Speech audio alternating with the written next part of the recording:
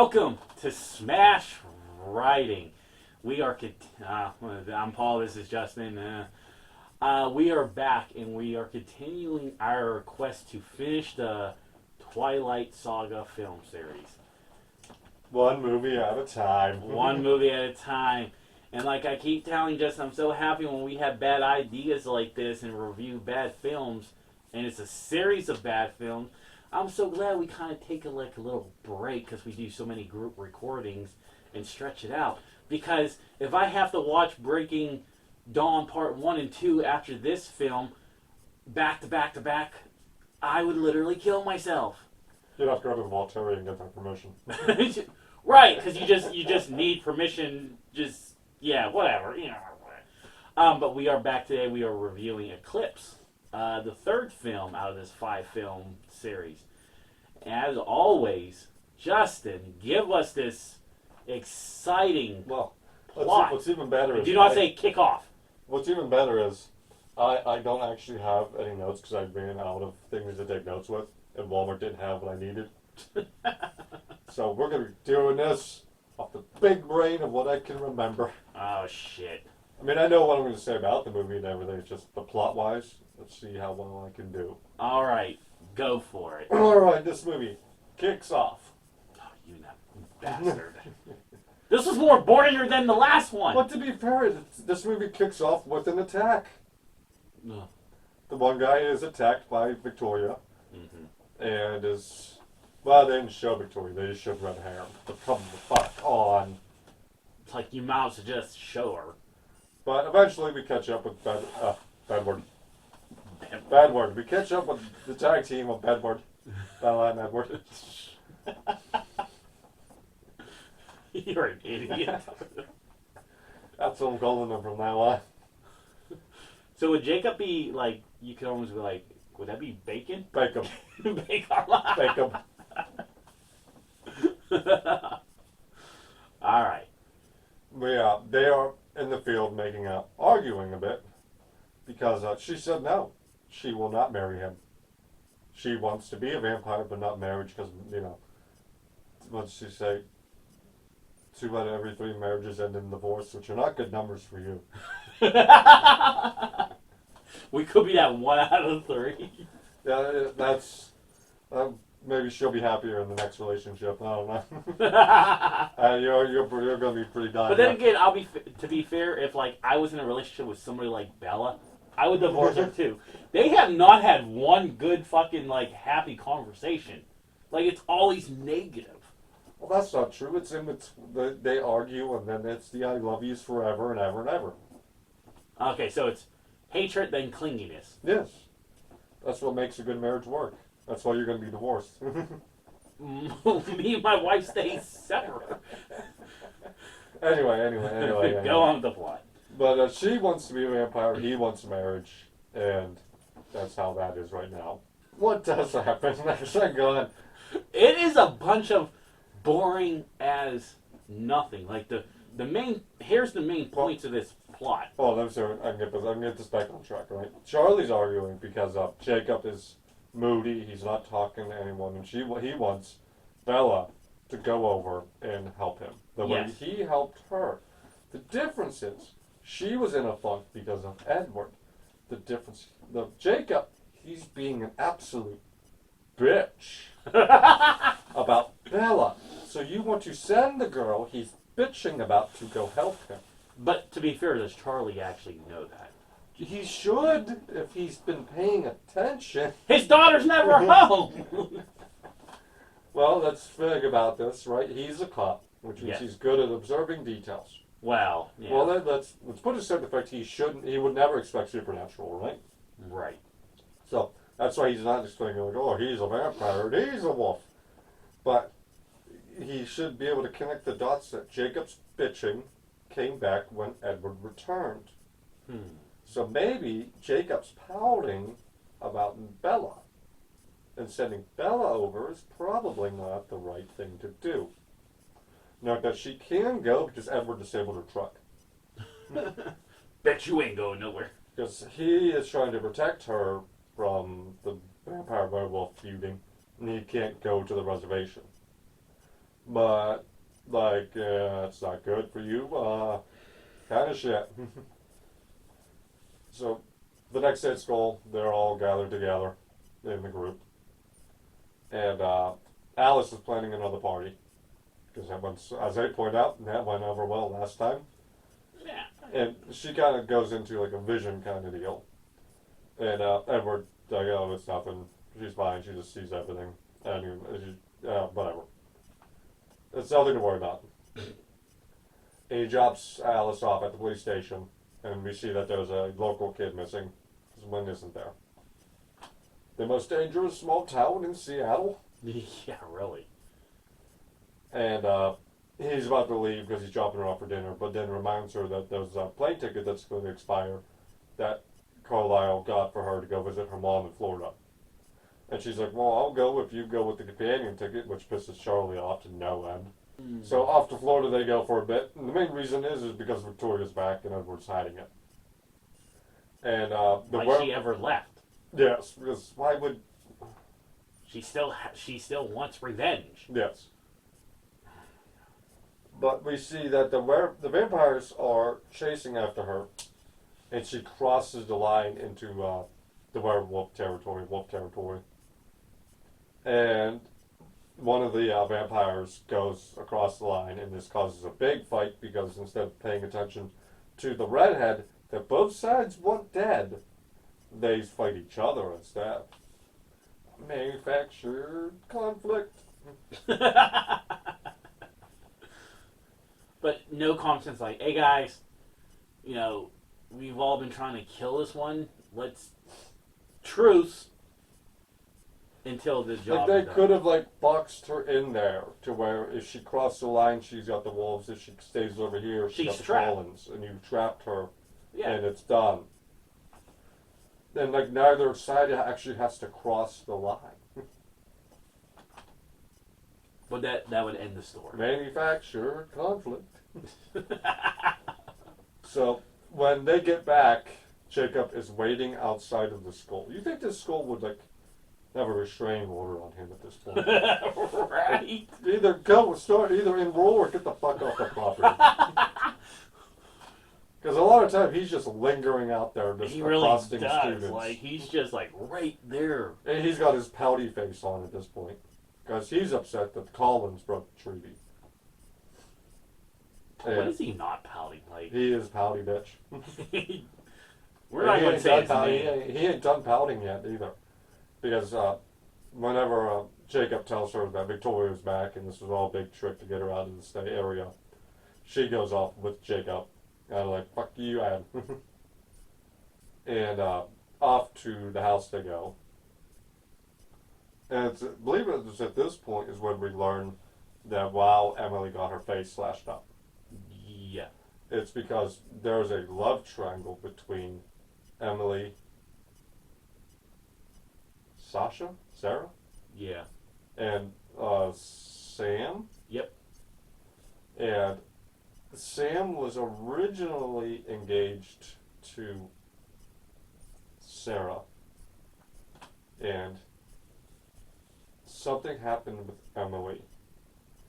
And he slashed up her face. That's what happened to Emily. She pissed him off, so he slashed up her face. And while she's bleeding and wounded, it's when he realizes he really loves Emily. And imprints on Emily. Physically, literally. So now Sarah's stuck with no longer being engaged, a werewolf, and having their memories because all of them are linked together with wolf telepathy. Or it was the other way around, and now Emily is scarred up and having to deal with their shit because they're all linked telepathically. The wolves are just toxic as shit. They're the real villains of this movie. Fuck each and every wolf in this movie.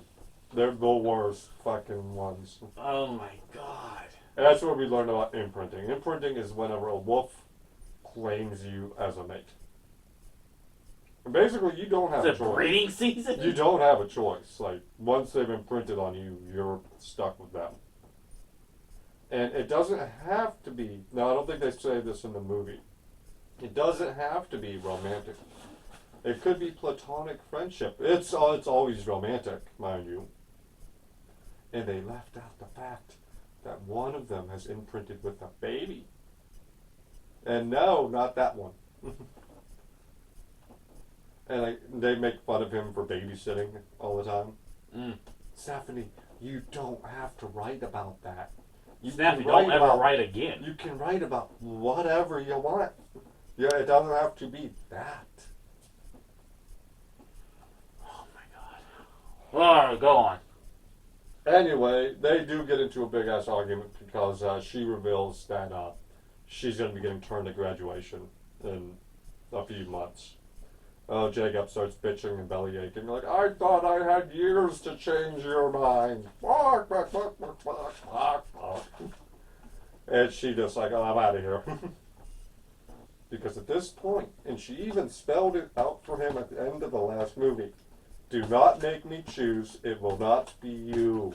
If you do not like it, then walk away from her. Right. You're a sharp-looking dude. You want to cling onto a psychopath. Your personality shit. Yeah, but you can hide that. To be fair, though, all of the wolves' personality are shit. Yeah. It's the one thing they all have in common. At least with the vampires, you do get different personalities going on. They're not all the worst. Granted, there's one who's the worst. We'll get to him in a little bit here. All right. But while all this is going on, right, someone is breaking into Bella's room, I believe it was about this time. And they're snooping around. And this triggers Edward when he gets there. And he realizes, oh shit, someone's been in her room. So, convenient, they bring together the Cullens to have a little bit of a meeting here about what this means. Because they know it can't be Victoria because it would have triggered Alice. It was one of the people she turned in Seattle. Because they learned that there are young blood vampires. They're youngling, they're children vampires. Not like that. Well, yeah, it's just that they just turned vampires. Yeah. Now this is where they make the argument that the newborn vampires are stronger than older vampires. Which doesn't make sense. No! They would be more dangerous because they don't control themselves. Right. But through experience, the older vampires would be more dangerous. And stronger and better. It's like they don't understand how aging works. These films don't know how anything works. Fucking daylight. And of course, Victoria is the leader. They find out, it dawns on them suddenly, like, oh my god, it's a Victoria plot. Because at first they thought it's the Volturi. Now, granted, the blonde Volturi is in the area and she is aware of what's happening, but she's going to let it happen because she wants Alice and Ed to join Team Volturi. So if a few of the Cullens die off, that might tip them toward the Volturi. That doesn't make sense, but sure, whatever. No, it doesn't. Considering they had that fight in the last film, and they tried to agree.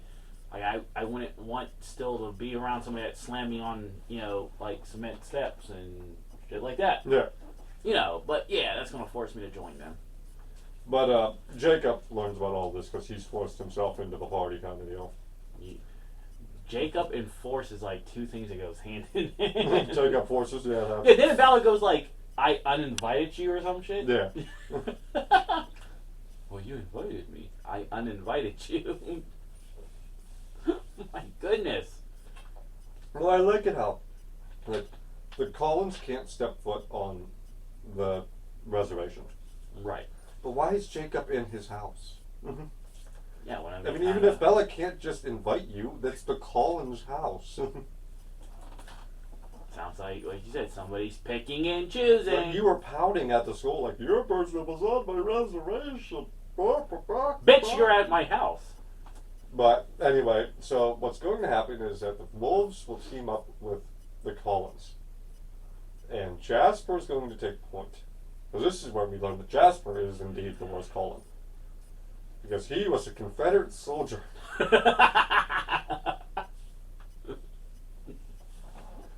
Yes, You're dead and buried. he does in fact now have a southern accent to go with it. No, he can't make a southern accent, but he's going to give it his best, damn it. And then we also learn about Rosalie's past. She was living a not perfect life because her fiance and his friends assault her. And then that's when Carlisle finds her near dead in the gutter and turns her into a vampire. And she wishes that she would have just died in the gutter. But then when she's a vampire, she hunts down all the people who attacked her, saving her fiance for last and kills him in a wedding dress. That would be a good movie. That would be the movie. I think that might be the best part. that, of this, that films. I'll put this above everything else so far. At the end of all, Was we're gonna rank her seeking revengeance on everyone, but because she never got a choice, and that's why she doesn't want her to have one now. But like, it's a choice. Bella already knows. No, she didn't know your past, but she already knows about the life of what a vampire is because she's been spending over a year with you. I mean, your enemies are her enemies at this point. Pretty much. I mean, at this point, she is Colin except for undead. So now the New Bloods are coming. They're taking 2 days to walk here. And not just walk here, they're walking through the water. Despite the fact they should be fast. And despite the fact that you'd think that Alice would be able to see them coming out of the water. Picking and choosing. But, well, to be fair, I think they did make a point of saying that Victoria is aware of Alice and is using blind spots to get around it. So, at least it's fine. Okay, Victoria knows, and she knows how to work around Alice. Time for the big fight. And is it really that much of a big fight? Well, no, we are going to a mountain Yeah. with Ed, Jacob, and Bella, because they're going to hide her scent. But it snows because we're at the top of a mountain. So, this is the part I remember from this movie. Jacob spooning Bella, making eye contact with Edward, thinking dirty thoughts because he knows Ed can hear his thoughts. But Ed gets him back the next day because, unbeknownst to Jacob, she accepted his wedding proposal. And Ed, What? You getting married? well, I even skipped over the one scene. I can't believe we skipped over the one scene a while back when Jacob confronts her with the best line of the movie. Yeah, you were texting me about I that. know you love me, you just won't admit it. And kisses her and gets punched in the face. And she breaks her hand. That scene was worse than the book, as I was telling him. Mm-hmm. And then he even confesses to Charlie, because Jacob and I get into it outside Charlie's house about this. And she's like, I kissed Bella, and she punched me in the face and broke her hand. It was a misunderstanding. No, it was not a misunderstanding. No, that was pretty No, clear. that was not. Like, no, she didn't want to be kissed, so she hit you, and she just happened to break her hand in doing so. That's, you don't hit the right way and you walk your hand up, it's going to happen. And in fact, he's a werewolf, and she punched him in the face. That too, so he would already be tougher to hit as it is. But also during the scene, at least for a brief period, it was seemed almost over where Jacob's like, Edward and Jacob's talking like, Edward's like, they both agree like if it wasn't their history, they might actually be friends. Yeah. And Jacob's, of course, so Edward's like talking about like, hey, this is the situation we got thrust upon, but I think you would be because you're being so helpful. Jacob's response is, if you wasn't trying to steal the girl that I love, Yeah. I would like you too. He never stole her from you. No. No. She never at any time indicated. She thought about it, sure. But she never directly indicated with you any intent of a relationship. So therefore, Everything to that point has been, I want to be your friend. yeah.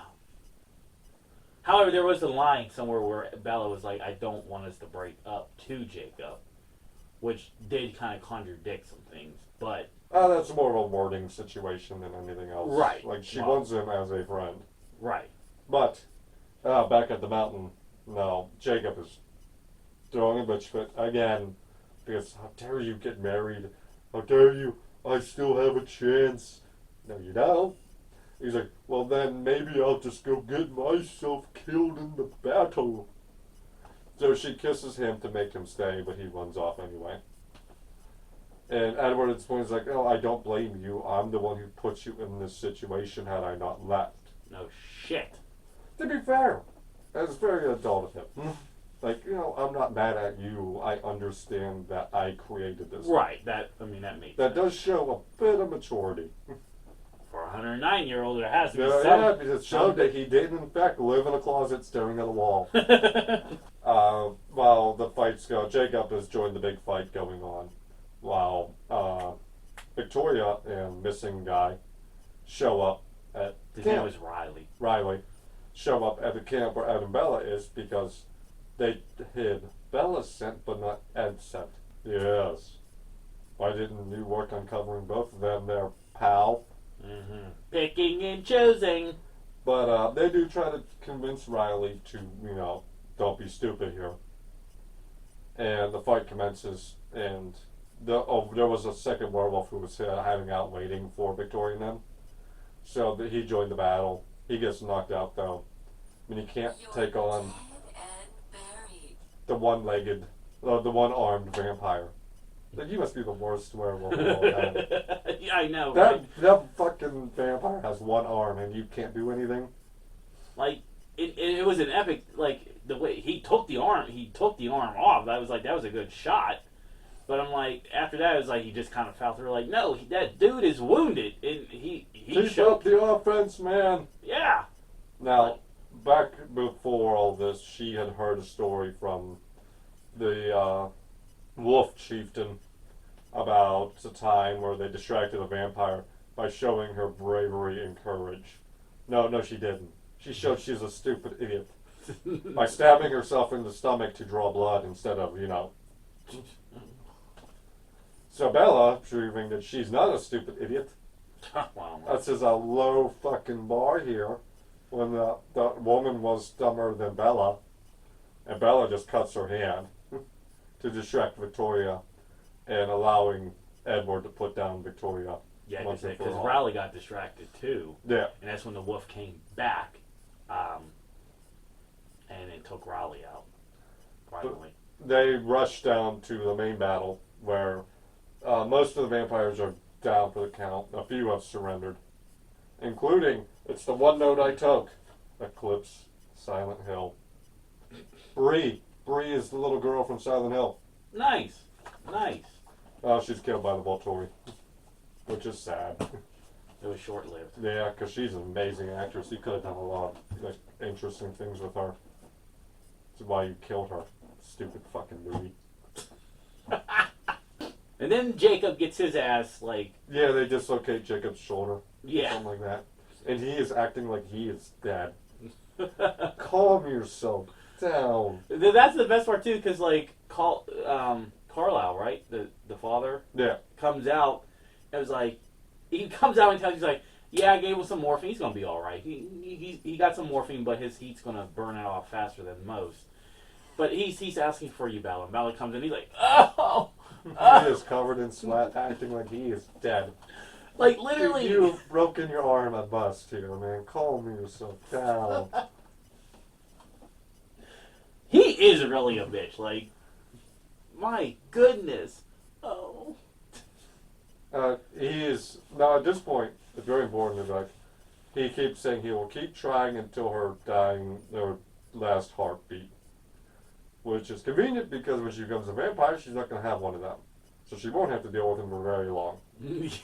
But at this point, he goes maybe, and then maybe even after that, which means he's not going to stop once she becomes a vampire. And we've reached a tentative agreement here between Bella, Bedward.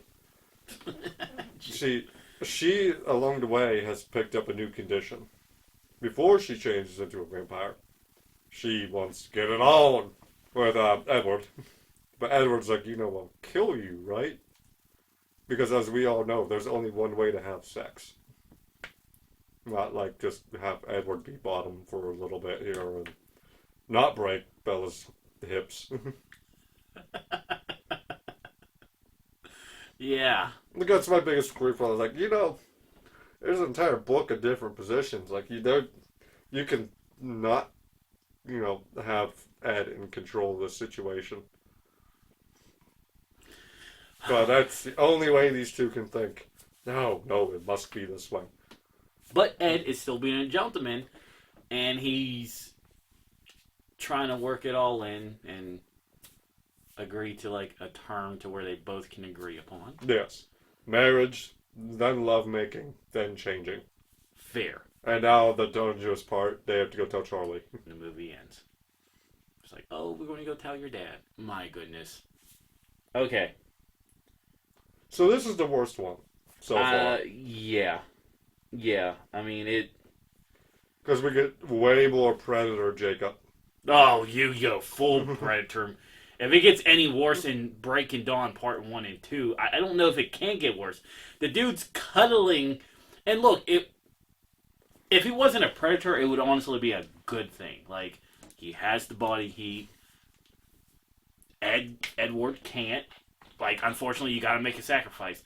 Which was kind of weird, because I'm like, I would, like, probably turn into the wolf to make it less creepy. Like, just... Yeah. Because it would, like, he's all flexing and shit, and then he's looking, making the weirdest fucking eye contact, and it's like... Well, I think the problem is the wolf form wouldn't fit in the tent. Yeah, that's true, because that tent wasn't all that big. Which made it even more creepy, because here's Jacob. Come here, Bella. Come here, Bella. Now, we talked about this in the first movie. About location. Like, why didn't you just put Bella at the Cullen house? Because then you can defend all four sides. Mm-hmm. Edward can take one side, Jacob can take the other sides, and then put Alice in the house. Yeah. I don't know. If this is the worst, then I hope at least Breaking Dawn is a little bit better. No, it's not. It's not better. It's really not better. Breaking Dawn is the wedding, the honeymoon, and Bella becoming pregnant. Oh, well, before her 19th birthday. Yeah.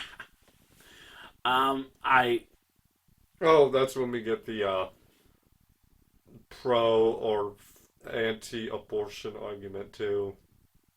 So glad we got a couple months off. Well, we might not have as many as you might think. Why? I'll get to that later. So once again, I feel like the plot has so many holes. You get the Predator Jacob, and it's nice because it's like every time he goes off and like he does a good gesture, it's the bitchiness that comes with it. You're just like, no, like I'd just rather have hypothermia than to deal with you. Well, we cuddled in that tent. Well, we also get Confederate soldier too now, so it's like, why don't I want him dead now too?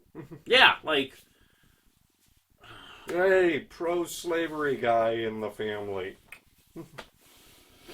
but he learned his lesson. Did he? Yeah. No, not really. You get a bunch of just nothing, and then you get Predator scenes. That's all this. Yeah. This is all this film is like really making me remember. And you like after like Jacob confessed like I kissed your daughter. Do you think Charlie would want his daughter around him again? No, not at all. I once again like this. Team Alice. Charlie likes Alice. All signs point to Alice. This is an easy fucking decision here for Bella. So you know what? I'm giving this film an F. F tier. F tier. Like it's just not.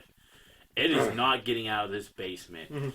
And I get it. You know, it's a teen film, but I'm like, the writing is so poor. The Predator level is like insane. the back and forth is just not there. Like, I don't care for this. So, therefore, it's an F. F. And another F. And I'm not being like, screaming. I'm saying, like, literally, no, it has all Fs. Like, it's... If I can give you more than one F... put a bunch of Fs on the screen. Yeah, F, F, F, F, F, F. Yeah, I mean, you got any good things to say about this one? No, I got nothing. Okay. Like, there's no interesting scenes or camera angles. I can't believe I stayed awake to finish I liked seeing the actor from Silent Hill. There you go. There you go. I'm like, hey, there you are. But, until next time, Bye-bye. bye.